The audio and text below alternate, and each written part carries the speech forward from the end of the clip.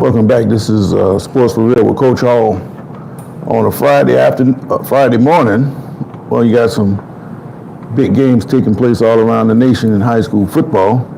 Just so happens, though, in Florida, we're not going to be one of them. This was supposed to be the week that the state playoffs began, but due to the current hurricane situation where we had a couple weeks rearranged due to school cancellations, the season was extended a week. So instead of playoff games, what you're going to have are teams doing makeup games. This weekend, they're going to have their playoff selection show, if you will, because they don't just take a set formula. Normally, at least when I was in school, you know who made the playoffs usually before the season ended. But they don't do it that way now. They're doing that at large and point stuff, and you have to hold on to your seat like some other places who do selection shows, and I just don't think that's necessarily a good idea. But anyway, the state playoffs are going to heat up next week, and they got that new super division where they're going to take the state's top teams and put them in one bag, shake it up, and we're going to see who's the best in the state of Florida. Now, even though they're not going to be eliminating this week in high school football, they are in the SEC. Got a couple big matchups taking place. None bigger than the Alabama and LSU game on Saturday night. That amounts pretty much to an elimination game. LSU only has one loss in the conference, and they're going to be taking on Alabama, who happens to have two. Now, this would really be an elimination game if Alabama had done what they were supposed to do and taken care of Vanderbilt. That didn't happen. So that opened the floodgates for them to be in a position that they are in now. They have to win, and they have to get some help from somebody else. But they need to beat LSU to even be in that conversation. It's also critical for the state of the program. You know, it's one of these programs that think they just should win every time they take the field. And they're invincible and all the things that, you know, people want to believe. But that is never the case. That other team wants to win too. And if you get beat, then you got beat. You just got to deal with it. But these people, they're not very realistic. And even though Kellen DeBoer has the track record that he has throughout his coaching career, there are a lot of people that want to see Kellen DeBoer out of Alabama. But he has a chance to step up big in the big game tonight, and that is going to go a long way toward what will take place with Alabama moving forward with the current head coach. But the other big game, you have Georgia and you have Mississippi. Really big game, and it's also an elimination game because just like Alabama has two losses, so does Ole Miss. Georgia has one. Georgia needs to keep winning because right now they're in a tie with Texas A&M and Georgia at the top of the SEC race. And because of that, Georgia must continue to win these games if they want to make it to the SEC championship. If they don't lose and they continue to win, then they're going to be in the SEC championship game because they've already beaten Alabama. Well, they lost to Alabama, but Alabama has two losses, so that pretty much takes them out. So Georgia pretty much controls their own destiny, but they still have Tennessee to play, and they got to get by Ole Miss this weekend. And finally, you have the Texas-Florida game. No, this is not an elimination game, but it's a very interesting game.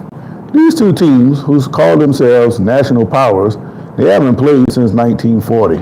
The actual date was December 7, 1940. Almost 100 years ago.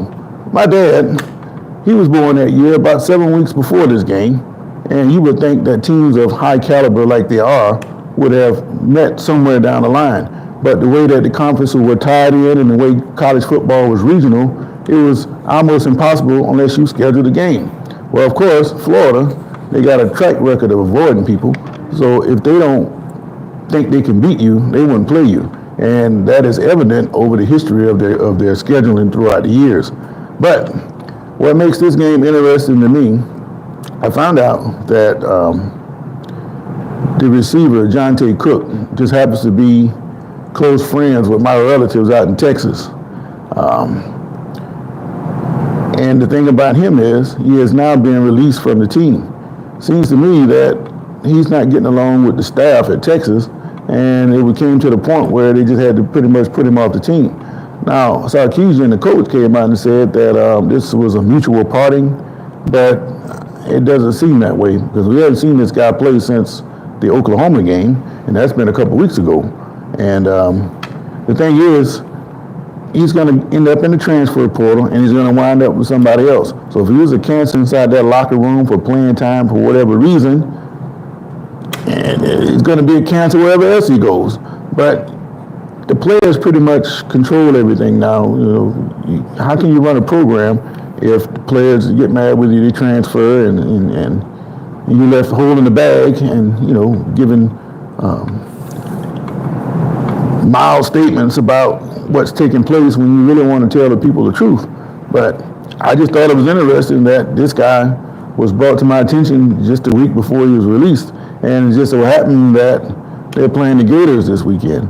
Like I said, these two teams hadn't played since December 7, 1940, and I think it's long overdue that these teams should have met probably well before this. But it's important to Texas to win this game.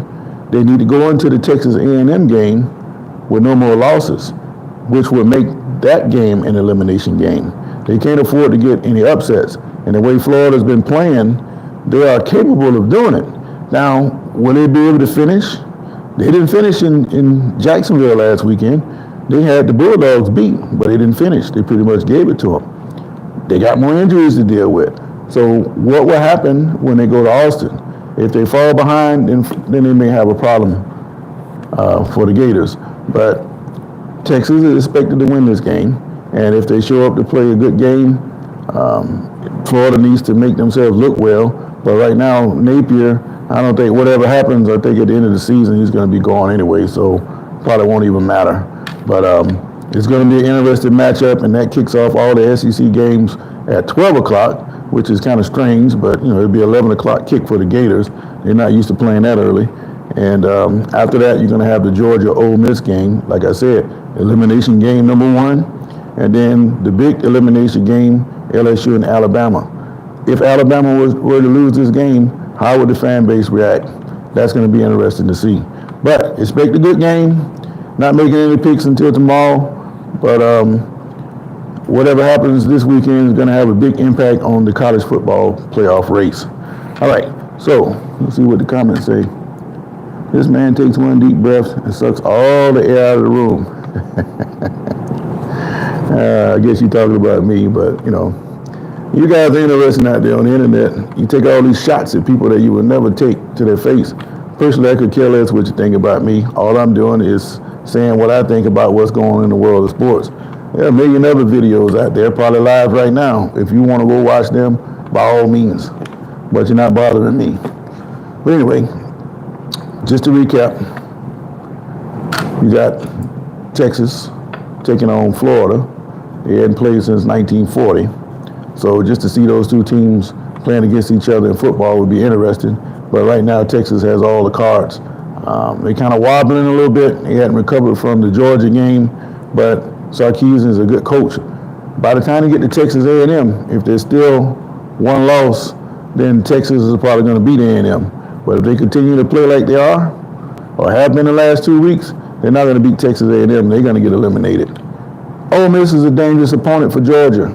I remember when I was in school, they had a guy named Eric Zire as quarterback. He came in the spring of his senior year in high school, and he ended up winning the job, and he was a starter for about 3-4 years at Georgia.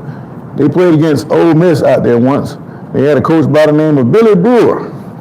I like Billy Brewer because he blitzed. When you getting off the bus, you knew you were going to get blitzed. And that particular day, Georgia went to Ole Miss, and they blitzed him to death, and they put a beating on Eric Zire and knocked him off. Now, it wasn't no 35 to 32 kind of game that you might see today. It was one of those 17 to 10 kind of games. But Eric Zire, he wore a whipping that day, and it would be interesting to see if Lane Kiffin could go after Carson Beck. He's already struggling, and if you put more pressure on him, you might throw a couple more away. The last 2 games, he's thrown 3 interceptions. They're lucky to not have lost any of those games with those kind of turnover numbers. If they can continue to do that, Georgia's going to get beat.